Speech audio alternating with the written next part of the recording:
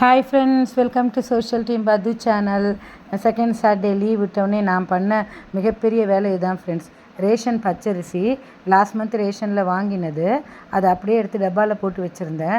இன்றைக்கி திறந்து பார்த்தா லைட்டாக வண்டு பிடிச்சிருந்தது. சரி, இடியாப்பத்துக்கு மாவு ரெடி பண்ணலாம் அப்படின்றதுக்காக திறந்தா வண்டு வச்சுருந்தது.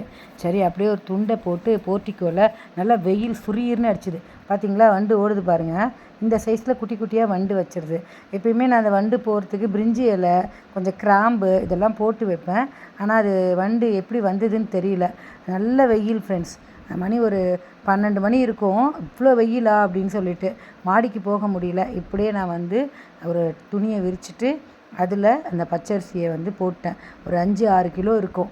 நல்லா இது வெயிலே அப்படியே வண்டெல்லாம் வெளியில் போட்டோன்னு சொல்லிவிட்டு, சரி நானும் அப்படியே படியிலே உக்காந்துக்கிட்டேன். அங்கேயே முறத்தால் எடுத்து நம்ம முறத்தில் போட்டு நல்லா புடச்சி தும்பு தட்டெலாம் தட்டிடலாம் அப்படின்னு சொல்லிவிட்டு, ஆக்சுவலாக அந்த டப்பா இதை கொட்டி வைக்கிற டப்பா நல்லா வாஷ் பண்ணிட்டேன்னா காயிற வெயிலுக்கு அது காய வைக்கணும்.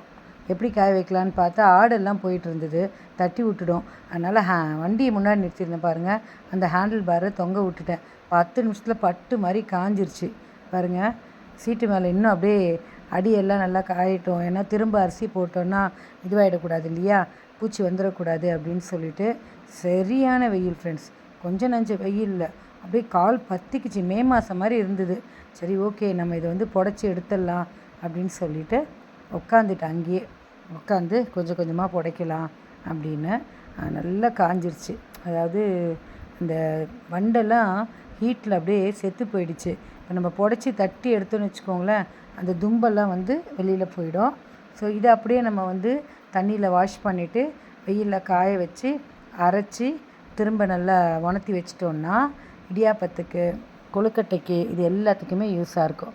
நான் நல்லா புடைக்க உட்காந்துட்டு பாருங்கள் பொறுமையாக. அந்த இது கூட இருக்குது ஜல்லடை, அதை எடுத்து நம்ம சலித்தோன்னா அந்த பொடியாக இருக்கக்கூடிய அரிசியெல்லாம் கொட்டிடும். பெரிய அரிசி மட்டும் மேலே நிற்கும். முதல்ல புடச்சி வச்சுக்கலாம் அப்படின்னு சொல்லிட்டு புடைக்க ஆரம்பிச்சிட்டேன் ஃப்ரெண்ட்ஸ். கிட்டத்தட்ட இந்த அரிசி வேலையிலே எனக்கு 1 மணி நேரம் ஓடிடுச்சு. உங்கள் வீட்லேயும் இந்த மாதிரி ரேஷன் அரிசி வச்சுருக்கீங்களா? தும்பு வண்டுலாம் வந்தால் நீங்கள் என்ன பண்ணுறீங்க? நான் பிரிஞ்சி இலை, கிராம்பு இதெல்லாம் போடுவேன். மறக்காமல் சோஷியல் டீம் பது சேனலை லைக் பண்ணி ஷேர் பண்ணுங்கள்.